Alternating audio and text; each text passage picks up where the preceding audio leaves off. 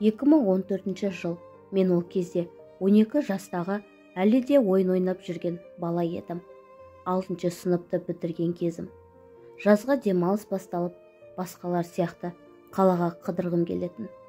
Әр демалыс сайын тұрмысқа шыққан әпкемнің үйіне сіңілім екеуміз қыдырып барамыз.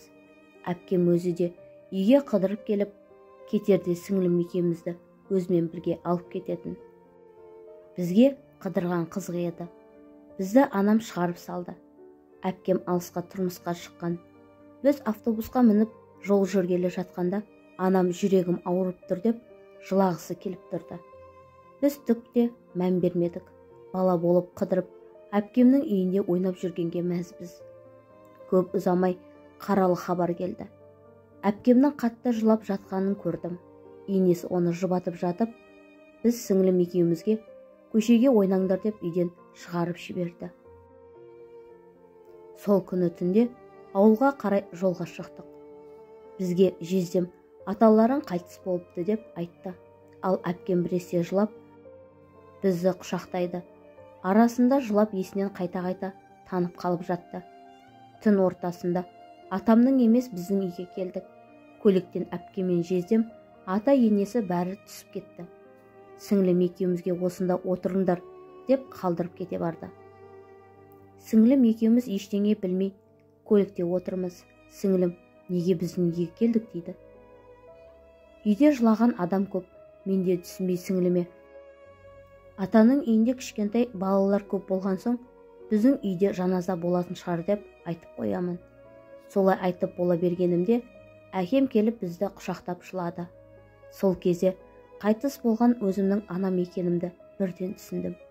Әбден жылап көзім ісіп кетті. Жаназа болған кезде көршімнің үйіне еріксіз күштеп апарды. Анашымды табытпен шығарып салғанын бәрін терезеден қарап, жылап қоштастым. Қандай қиын еді. Кеше ғана аман есен бізді шығарып салған анамнан қалай тез айырылып қалдым. Өмірдегі тірегіміз, анашымнан айырылған мына тірі жетім біздердің күніміз енді не болмақ? Анашымның 40 күндік асы өткенше, әпкемде, нағашы апаларым, өзімнің туыс апам бәрі де үйде болды. Көпшілік болған соң, анамның жоқтығы аса білінбеді. 40 өтіп біткен соң, бәрі үйіне қайтып кетті. Үйде мен, сіңілім, інім, әкем ғана қалдық. Үйдің іші қандай берекесіз болып кеткенін айта алмаймын. Бұл үйдің сәні де, мәні де анам екен ғой. Мен тамақта жасай алмаймын. Қолымнан ештеңе келмейді. Сол кездері қатты қиналдым. Анашым бар кезде ыдыста жуып көрмегенмін. Соншалықты ерке болдым. Анашым бізді еркін өсірді. Әкем болса ішкілікке салынып кеткен. Көшеден жатқан жерінен ауылдағы үлкен ағалар үйге сүйрелеп әкеліп тастағанда қатты намыстанатынмын. Әкешім, енді арақ ішпеші деп сіңілім екеуміз жылайтынбыз. Әке мемлекеттік жұмыс істейтін еді. Айлығын алғанда маған әкеліп қолыма ұстатады. Күн демей, түн демей жұмыста болады. Жұмыстан қолы босай қалса ішетін. Біздер дүкеннен ролтон алып іше беретінбіз. Қатты қиналдым. Інім ол кезде 6 жасар. Анашымның суретін ұстап алып, столдың астында тығылып жылап отырғанда, жүрегімді біреу жұлып алғандай болады. Қайтейін енді, тағдырымыз солай болды. Арада жыл өткен соң, әкем үйленем деді. Біздің қарсы болғанымызға қарамады. Әкесінің екінші әйелі бар деп сыныптастары мазақ ететін сияқты. Біздің үлкен ағамыз бар.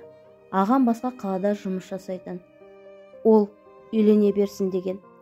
Бір күні үйге бір әйелді әкеліп таныстырып, ағайындармен ойласып ертеңіне үйге әкелді. Ол келгеннен мен жақтырмадым. Сіңілімен інімді мама деп айтуға үйретті. Мен соған ашуланатынмын. Ол бізді адам құрлы көрмейтін. Әкем бала шағама қарап тамағын беріп отырса болды деп үйленген екен. Үйленген соң әкемді танымай қалдым. Інімді өгей анам ұрып жатқан жерінен үстінен түсіп қалдым. Ол кезде әкем ішіп келіп ұйықтап жатқан. Мен інімді қорғау үшін өгей анамен ұрыстым. Ол әкемді оятып алып, қарашы маған сөз қайтарып тыңдамайды деп бізді әбден жамандады. Әкем соның сөзіне еріп, мені тепкілеп ұрып тастады. Сол күні әкемді жек көріп кеттім. Ағама хабарласып, болып жатқан жағдайда айтсам сенбейді. Өздерің айтқанда тыңдамайсыңдар деді. Иә, мен басында қарсы болғаным рас, әлі де қарсымын. Өйткені ол бізге еш уақытта мейірімділік танытпады. Өгей шешемнің істеген тірлігіне шыдамай, киімдерімді жинап, әкемнің ағасының үйіне кетіп қалдым. Негізі мен туылғанда әкемнің ағасының балалары болмаған. Ол кісі кеш үйленген. Мен мектепке барған жасыма дейін сол кісілердің қолында өскенмін. Мектепке барғанымда қызды болып, мені өз ата-анама берген. Содан сол үйге кетіп қалып, сол үйде тұрдым. Әкемнің ағасының әйелін апа деп атаймын. Апа мені өз балаларынан артық жақсы көретін. Мен үшін өгей шешемен ұрсып, менің сөзімді сөйлейтін еді. Өз үйіме бөтен болдым. Сіңлімді мектепте көріп қалатынмын. Ол мені көріп, екеуміз құшақтасып жылап аламыз. Мен де сенің қасыңа барайыншы дейді. Мен болсам, сәл шыда, мен үйге қайтамын деп жұбатамын. Кейде анамның суретін ұстап алып, анашым, бізді осылай өмір сүрсін деп тудың ба? Оңай тастап кете салдың, жек көремін сені деп таңға дейін жылап, көзім үсіп тұратынмын. Әкем екінші әйелмен 2 жыл тұрды. Сол 2 жылдың ішінде ағам басқа қаладан өз үйімізге келіп үйленетін болды. Ағам үйленіп, өгей шешем жеңгеме де тыныштық бермеді. Салақ бәлесің желеп деген сөздерді айтатын. Бұрын біз айтсақ сенбейтін ағам өз көзімен көрген соң таң қалды. Әкем болса қашанда сол әйелінің сөзін сөйледі. Үйде жиі ұрыс болды. Ұрысқан күннің ертесіне біз бәріміз тойға кеттік. Өгей шешем бармаймын деп үйде қалған. Тойдан кейін үйге келсек, өгей анам бір затқа дейін қалдырмай, тіпті шай ішетін кесеге дейін әкеткен. Әкем сол кезде көзі жетті. Біздің сөзіміз дұрыс екеніне дүние құрсын. Бәрін жаңадан алып, өзіміз енді тыныш болдық па дегенде, жеңгем маған тыныштық бермейтін болды. Мен сонда өгей шешемнің алдында жеңгемнің сөзін сөйлегенім бекер болды ма деп таң қалдым. Бізден қандай қате кетті, түсінбеймін. Сіңлім, інім үшеуміз еш уақытта өз дегенімізді жасамадық. Бәрінің көңіліне қарадық. Жеңгем ағама мені жамандап, әр жігітпен жүреді деп өтірік айтқан. Ағам маған ұрсатын, тыныш жүр деп боқтайды. Мектеп бітіріп оқуға түсе алмадым. Жеңгем ағама айтып, оқуды не қылады, одан да курс оқысын деп менің көзімше солай айтты. Өзім жұмыс жасап, оқуға түсейін десем, қалаға жібермейді. Ағам әр басқан қадамында аңдып отыратын еді. Содан шаштараздың курсын оқытты. Шынымда айтсам, оған менде қызығушылық болмады. Қанша тырыссам да үйрене алмадым. Бір күні сол курсқа бара жатып, көлік апатына түстім. Мектеп бітіруге 1 ай қалғанда апам, әкемнің ағасының әйелі, ауыр дерттен қайтыс болды. Апаттан кейін денсаулығым нашарлап, бір қолым қатты сынып инсульт алдым. Бір қолым мүлде істемейді. Емдетпеген жерім жоқ. Содан бері үйде отырдым. Жеңгемнің көңіліне қараймын. Маған ауыр сөздер айтатын. Мүгедек бәле болдың ғой, басымызға дейді. Қолымның ғана істемейтіні болмаса, өзіме білінбейді. Ешкімге ауырлық түсірмей, басында ауыр күйзеліс болғанымен, одан кейін үйреніп те кеттім. Бір күні қалаға жұмыстармен шығып едім. Сол апаттан кейін 1 жылдан соң бірінші рет үйден шықтым. Асығып таксиге міндім. Онда ішіп алған кісілер отыр. Мені зорламақшы болды. Көлікті тоқтат, жібер деп жыласам да тыңдамады. Қатты қорыққанымнан қатты жылдамдықпен келе жатқан көліктің есігін ашып жерге құладым. Сумкаммен есікке ілініп қалып, көлікпен бірге біраз жерге сүйрелдім. Көре жарығым бар екен. Көзімді ашсам, скорыйда жатырмын. Бір кісі көріп қалып шақырыпты. Зорлағысы келген адамдарды сол күйі таба алмадық. Сол күннен соң тағы да үйден шықпайтын болдым. Туысым таныстырған адамға мүлдем танымайтын жігітке тұрмысқа шығып кете салдым. Шынымды айтсам, өз үйімнен кетіп қалғым келді. Жеңгемнің жекіп сөйлеген сөздерінен шаршағаннан.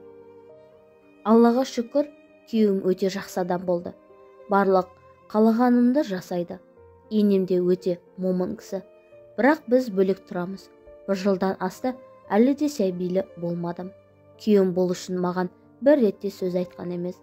Әркез көңіліме қарап жүреді. Бірақ мен өткен өмірімді жек көремін. Балалық шақ болмады. Көңілді жастық шақ болмады. Өз қалауымды жасағым келсе де жасамадым.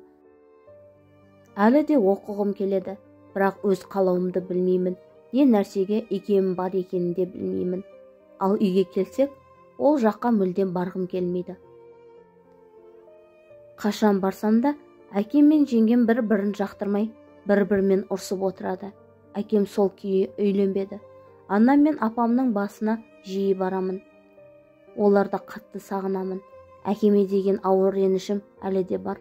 Жек көріп тұрамын. Қазір арақты қойған.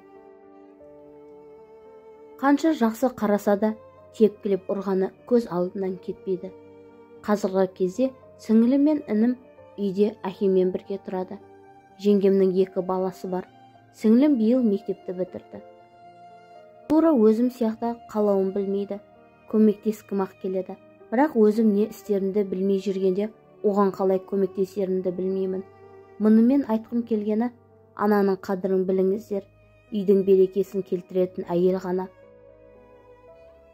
Ешбір бала анасыз өмір сүрмесе екен деп, кейіпкеріміз сөзін аяқтады.